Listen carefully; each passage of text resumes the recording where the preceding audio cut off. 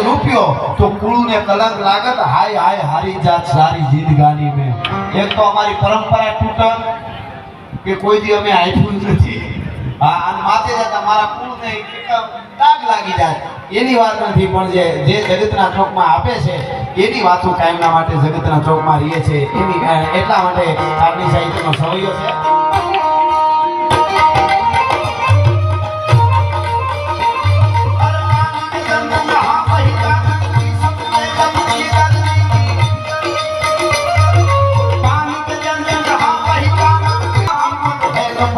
जहाँ हल्दी की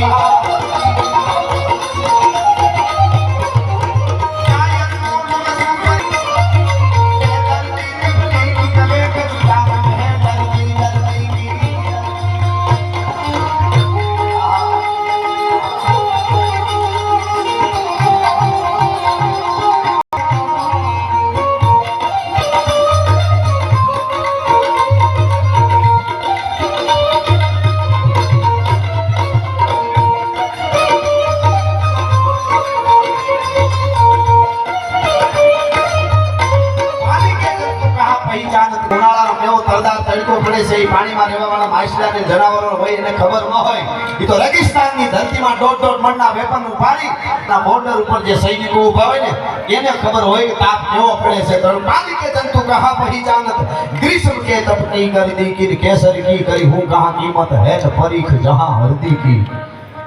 જે હળદરના ગાંઠિયાની ખબર ન હોય ને કેસરની કિંમતની ક્યાંથી ખબર હોય અને કાયર કોણ કશું ફરી હે કર હમણાં વાત થઈ ને ઉતબંગ ટેકણે એક અને બીજે હાથ વાઈ બજણ મરતા મરતા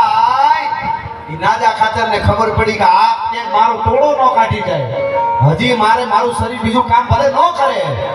પણ હું કાઠીનો દીકરો છું મારા ખોળિયામાં પ્રાણ હોય અને દુશ્મન પગમાંથી તોડો કાઢી જાય તો મારી જનેતા લાજે ભલા માણસ એને જીવતો થોડો રહેવા દઉં ઉતબંગ ટેકણે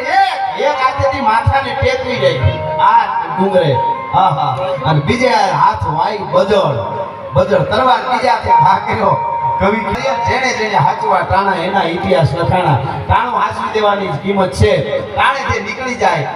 એ નીકળી ગયા ટાણે રહી ગયા જેને હાચવી દીધું પછી તું કેટલાય અહીંયા હટાણે હું ગાઉં છું મજા આવે તમે બધા સાંભળો છો વાતો હાજર કાંઈ નહોતું જ્યારે આપણા સંતોએ કામના માટે હાચવા એટલે મને બાપુ પછી મારે એકાદું ગીત પણ અહીં ગાવું છે થોડ વધારે એટલા માટે થાય એટલા માટે ગાવાનું વધારે રાખું વાતો કરવાનું મન થાય પણ મેં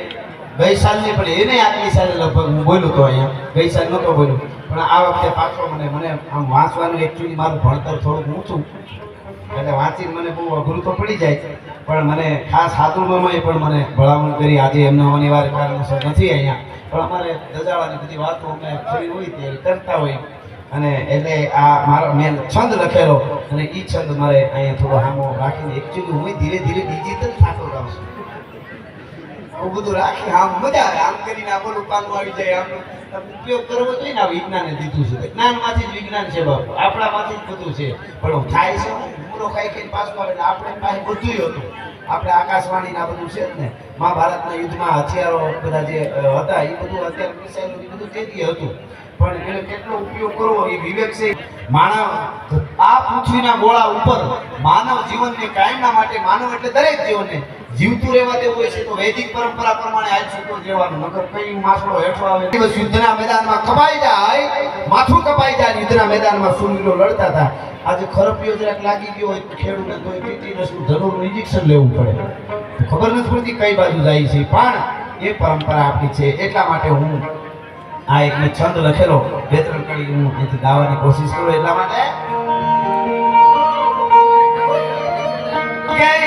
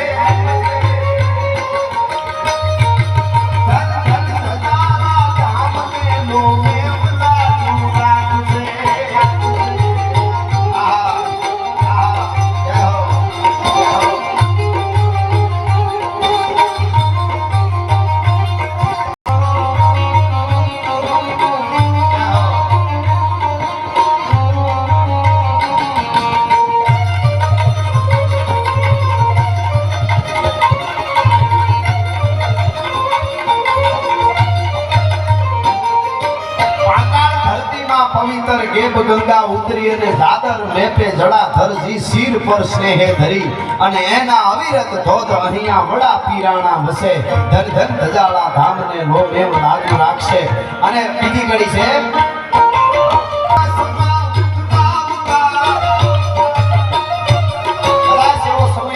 આવવાનો હોય તો ઉછળાવીને ફેરવીને હારો સમય કરી નાખે. એ તાકાત બેરખામાં છે, એ તાકાત ભજનમાં છે. અને એ અહીંયા દેખાય છે. ખારા પાણી મીઠા થઈ જાય, ખારી જિંદગી પણ મીઠી થઈ જાય. એ ધજાળા ધામમાં હું અને તમે બેઠા છીએ એટલે આ પુષ્પ ચડાવું કાવ્ય રૂપી પુષ્પ એમના ચરણમાં, લોમ બાપુના ચરણમાં, ભરત બાપુના ચરણમાં અહીંયા ચડાવવું છે. એટલા માટે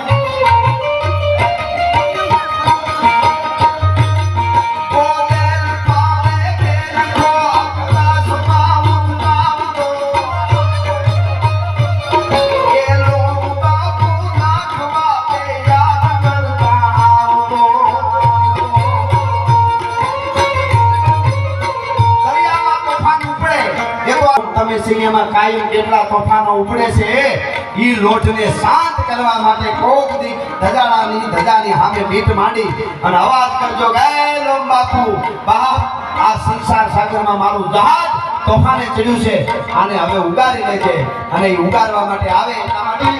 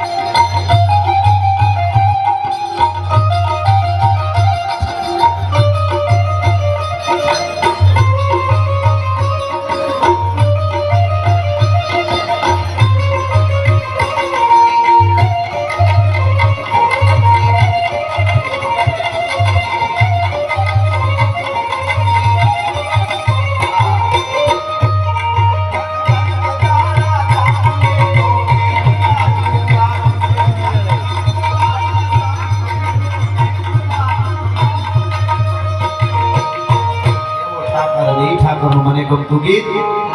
બધાએ ખૂબ સાંભળ્યું છે પણ દિલાળાના ઠાકોરના ધામમાં જાઓ મિત્રો